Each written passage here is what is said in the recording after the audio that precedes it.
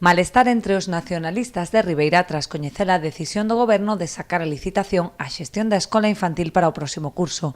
Critican a falla de información e escurantismo do Executivo, posto que, segundo denuncian, tiveron coñecemento pola prensa desta decisión, que consideran suporá unha privatización do servizo. A decisión, pois, afecta non só ao curso que ven, senón que se pode prorrogar ata 2024, o que supón que na práctica o servizo vai estar privatizado até 2024. E isto foi unha decisión tomada por parte do Concello de Ribeira de maneira unilateral e sen consultar a ningún grupo dos que integramos a Corporación Municipal.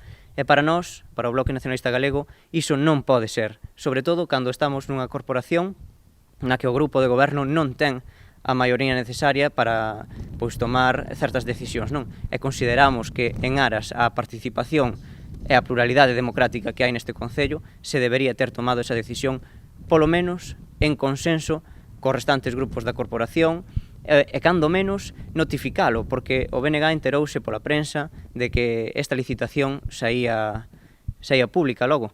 Os nacionalistas propoñen como alternativa unha xestión directa que redundaría nun importante aforro para as arcas públicas. Se esta decisión se tomase acorde a uns parámetros de participación e por parte dos outros grupos que integran a Corporación Municipal, desde logo o BNG tería optado pola xestión directa deste servizo, porque consideramos que a xestión directa redundaría nun aforro positivo para as arcas públicas fronte á xestión privada. Nós non temos ningún tipo de queixa con respecto á xestión privada por parte desta empresa.